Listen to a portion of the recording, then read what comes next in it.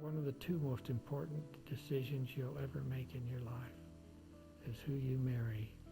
And then after that, after you've asked her to marry you, then you just be quiet for the rest of your life and you'll be happy. Otherwise, just let things kind of fly by, When Grandpa was, I think he was less than 2 years old, he just got really sick, and it was mastoid ear infection. And at that time, they didn't have any way to treat it. And being he was so little too, they didn't give his parents very much chance that he would live, and he was their first baby. But his dad gave him a blessing, and they had so much faith that they just left and went away while the operation was going on to come back for it afterwards. And he recovered, he did well. They had to take the bone out from behind his ear. Within 2 weeks, he had it. The other ear got mastoid, so this time they just said no way, because it's just infected his whole body. But of course they did the same thing, and he survived, but he had just horrible, horrible headaches. Earaches.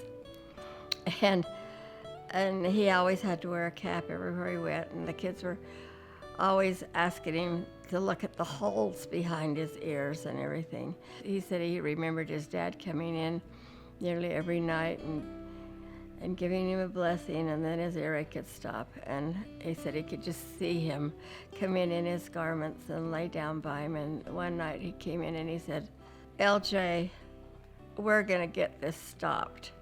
And so he gave him a blessing that he would never have the earache again if he would live the commandments and do as his Heavenly Father wanted him to do. And so his earache stopped. He still had to wear a hat and be really careful, growing up in his early years. But he said every time that he'd kind of feel any sensation in his ear, he was afraid that he had done something wrong. And so he was real careful, always. And he lived such a good life. He's wonderful. He always has had these scars behind his ears, and you can just put your fingers back in there and feel those where they've taken that out. But he never wanted to wear a hat after he didn't have to anymore. I think they had to on their missions. I think they were still wearing a hat some, but I could never get him to hardly put a hat on, no matter what. I hate hats. That's his answer. He didn't have his hearing aids, though, for years. He could hear fine. He was probably 60 or so when he got hearing aids, yeah. I had a lot of friends. I just really enjoyed, I had an exciting time growing up. Some things I did, they weren't terrible, but I'm not going to talk about them, I guess. Anyway, they had a little group of boys. We did in high school too. I don't know if they do that very much anymore. We called ourselves the Big Seven. I don't know what they called themselves. They thought they were neat. They would go up in the attic and play cards and just goof off. And anyway, one of his friends was the star athlete in the school, and one day they got caught. He was really upset the day they got caught because they were so concerned about the athlete. He said, "Now don't hurt yourself getting down on the ladder," and the principal did and everything because they were going to have a game soon, within a couple of days, and he didn't want it. But the other boys got disciplined, but he did, for going up there, because they had it at their little clubhouse, and I guess they did it for, I don't know if it was years or months, but they'd just go up there and have a good time. But they were good friends, always. And those friends have been friends his whole life. Most of them are all gone now. And we went on trips with them. They all moved to St. George, dying one at a time. But every Wednesday we got together with them for lunch. the ones that were left. I mean, it was just a real companionship. All really, really good people, just wonderful friends he had. But he was vice president of this little group, and they all had a cup with their name on, and I don't know if everyone did or just the officers. And I've got that cup he always treasured. There were 2 of us in the first grade. My aunt was my teacher. And I don't ever remember really having lessons. The kids listened to us reading that. And then they closed the school down when I was in 2nd grade, and we bused 5 miles to Mount Emmons, and I went there until 5th grade, and then they started busing in 7 towns, and they made up Altamont. And so from 5th grade until 12th grade, I went to school there, and that was so fun because we had the biggest class. We ended up in 7th grade with 48 kids, and I think we graduated with 35 or 38. Some of them moved away and quit or whatever, but it was so fun because I got to be cheerleader, got to be queen's attendants of a lot of things. We had a wonderful band and a choir, and so you're in everything because they need you. And so our band did good, though. We went even to Salt Lake. We got a great guy from BYU that came out his first year out of college, taught band and choir, and he had us looking so good. I think we got 4th place in Salt Lake at the 24th of July parade.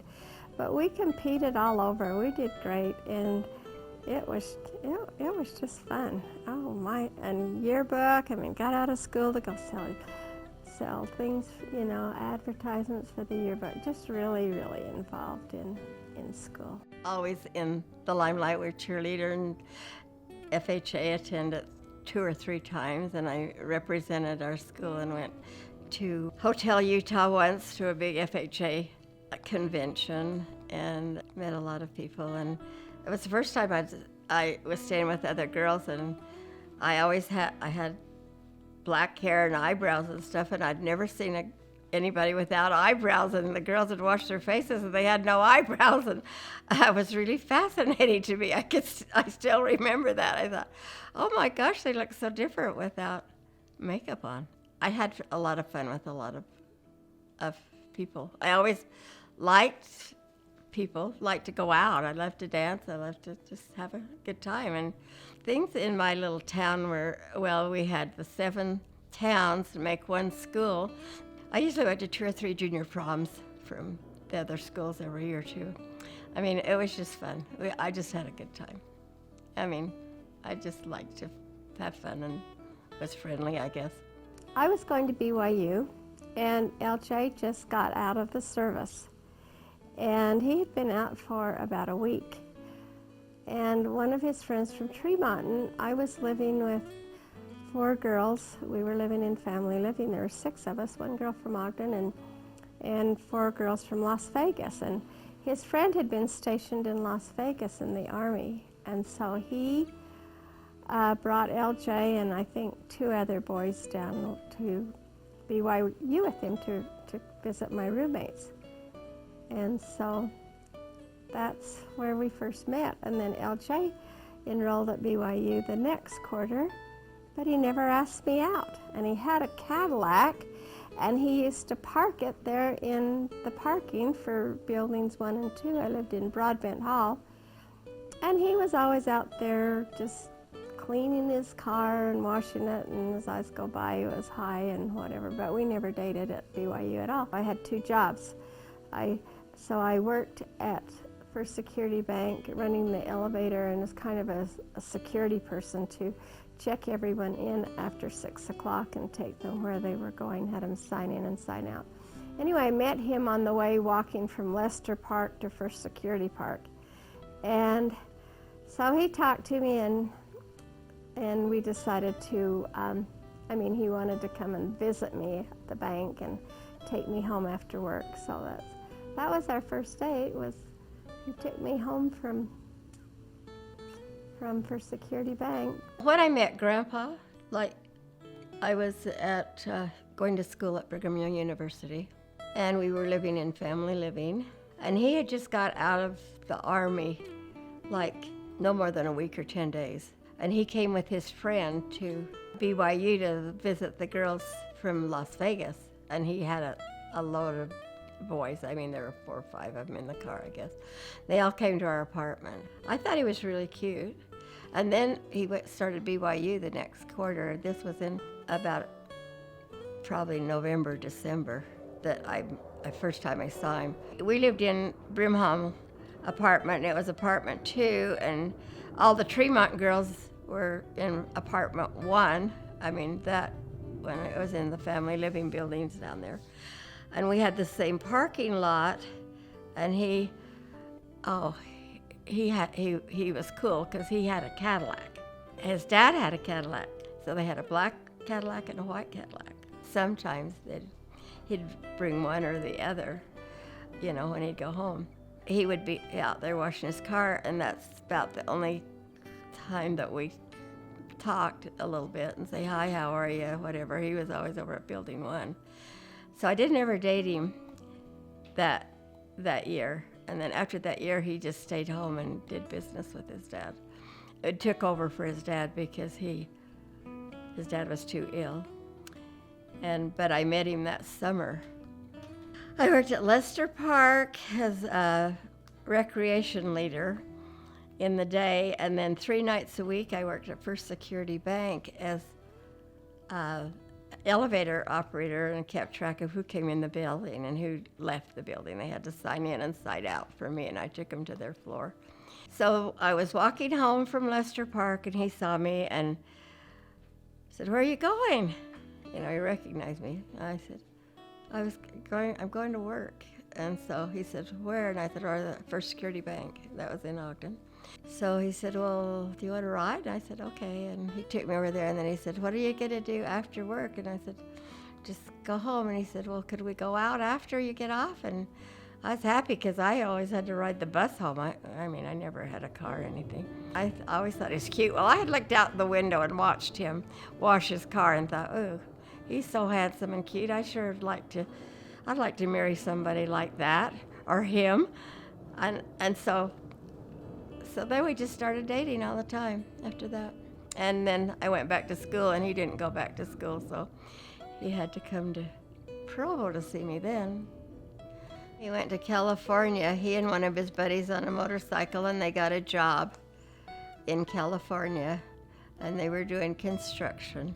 And he took me back to his boss's house, and after we were married, we even stayed there with him a few days. I mean, and it was a relative of the guy I went on the motorcycle with, and I don't remember his name, but I did meet his uncle and aunt. LJ always thought a lot of them. They were nice people. Were you guys dating other people? Uh-huh. Yeah. I don't know if he was or not, but I was. I had about 3 or 4 guys I was going with. I liked them all. My mother used to be so mad at me. I mean, she'd say, oh, LaJean. Well, I said, well, they're all so nice. I mean, they were just nice boys. If they asked me out, I'd say sure. So finally I said, LJ, why don't you ask me to go steady with you? I said, why don't you ask me to go steady? Because you're always calling me, and I always had a date. He said, why don't you ask me to go steady? So you bought me a ring, and you gave me a ring the next week. Well, about a couple of weeks later, maybe. Yeah, I remember how I got pregnant. I never did like to lie. I mean, if I didn't have a date and they were nice people, I just liked to go. And so I said, and then I can tell them I'm going steady, then I can go with you, because he was driving down there all the time. And so I said, okay. We'll go, you can tell him we're going steady then. So that's what happened. Then we got engaged after that. Oh, when we were on Christmas Eve, and we've been going steady for a while then, and he handed me a ring box, and he said, now don't take this unless you really want it. And I said, oh, well, I really want it. And a piece of coal fell out. I had this ring box, and I found this little piece of coal that would just fit in it. So we were driving down, I think, Washington Boulevard, and I handed her this box and, Really romantic, you know. yeah, and said, "This is for you." But don't take it unless you really want it. Right? I guess so. Yeah, you Anyway, did. she didn't say a lot right after she opened that box. I didn't think it was funny at all. It was Christmas Eve, however, too. Well, I thought if I bought it for her for Christmas, I'd only have to buy one present. So that's why I got her that ring at Christmas Eve. And then he used to always say, you probably wouldn't want a very big diamond, would you? Because, you know, your hands are pretty small. I was pretty little then. And I said, no, that doesn't make any difference how big your finger is. I thought that was so rude. He was always saying that before he got me one, you know. He thought he was cool. He always felt bad about it, though. He always said 100 times, every time he'd see someone get on their knees on the TV or whatever, and will you marry me and all this, he said, I sure shouldn't have done that. And I said, well, you sure were sure of yourself. I should have said no, but I was happy to get it. I was real happy to get it when he gave it to me.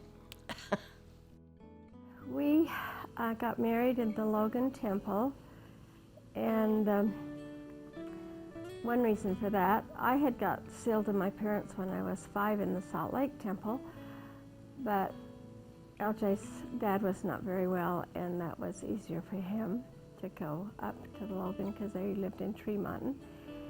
And we had a neat ceremony, but something strange happened that day. My dad got lost from us, so all through the whole session he wasn't with us, but he was there to witness us getting married. And that was really a traumatic thing for my dad because he had not been to the temple since I was 5. And then being lost from us the whole time, I knew my mother must have really been way more nervous than I was about it because he had been going to church and working hard to get to go because he didn't go to church very much. He was a cattle buyer and he was always away on Sunday and at the auctions. Well, I had, like I said, I had these boyfriends, and anyway, we got engaged, and this one that I had gone through, dated when I was going to high school. He was from Roosevelt. He was at the U in dentistry school, and I'd seen him off and on, but but not a lot, and he just heard I was engaged, I think, probably. He called me and wanted me to, just wanted to see me, and so he said he was a pilot too. He got his airplane, and he said he wanted to take me for a ride in his airplane. I called LJ. LJ was in New York on some business, and I said, Dale Larson wants to take me in his airplane for a ride, and he just wants to talk to me, and then he'll take me over to the school and take me. So it'll be early in the morning. He'll just drop me off at school, and then he'll go back to Salt Lake because he's still in school. I said, is that okay with you? He said, sure, that's fine.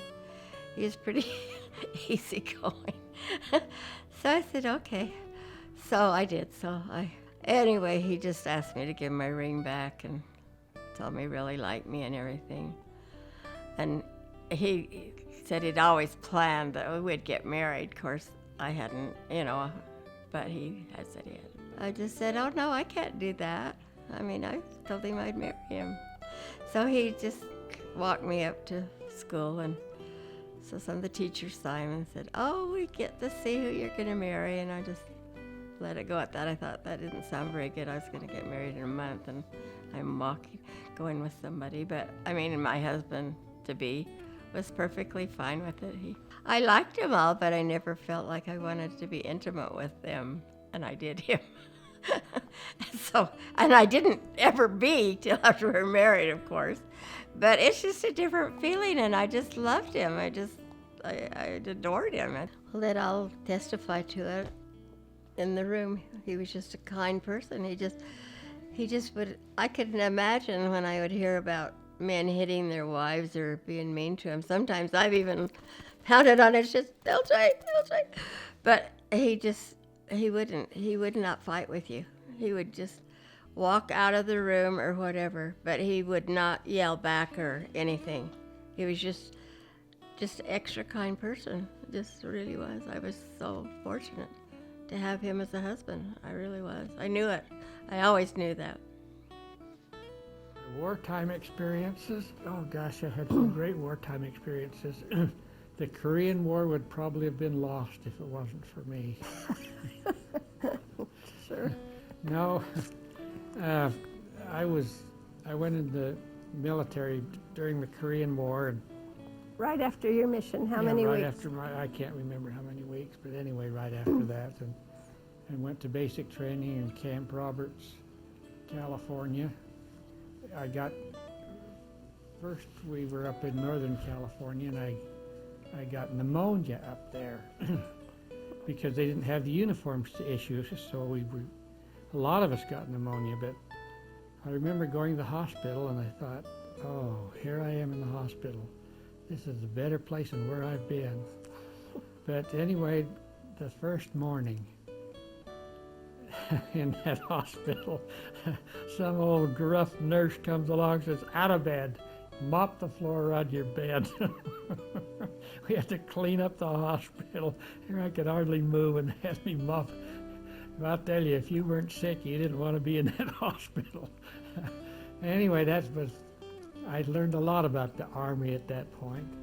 Then we went into basic training, and I enjoyed basic training. I really enjoyed the military. I learned a lot in the military. I wish all my children had been in the military for a year or 2 years. It was just a great growing experience, and I learned a lot. Had a lot of great experiences there, and I was shipped to Germany instead of Korea. Most of our training company went to Korea. A lot of them didn't return. And I just felt fortunate that I was sent to Germany. There, I made one mistake. I saved all my leave time instead of going out and learning more about Europe. But we had some church activities, and I was always involved in the church activities and couldn't hardly find a way to get away. I did travel around once and went to Copenhagen, Denmark, and once I went to 3-day pass to France, but that was about all the traveling I did while I was in the military. But later on, I traveled most of Europe. Grandpa had gone to school. First he started out at Utah State. I don't know how many quarters he went. Then he went to the U. Then he went on his mission. A week after he went on his mission, they weren't letting the boys that age go. They were drafting them all. But right after he got his mission call, he got the call to go in the service. So he thought he was going to be going in the service, and then I guess they asked if he could just delay it. And so they said if he would come in a week after he got home from his mission. So each break, so he went to the U, to the university, and then to BYU, and then to Weber State after we were married. But he didn't ever graduate. He just was. I said, well, he tried them all out.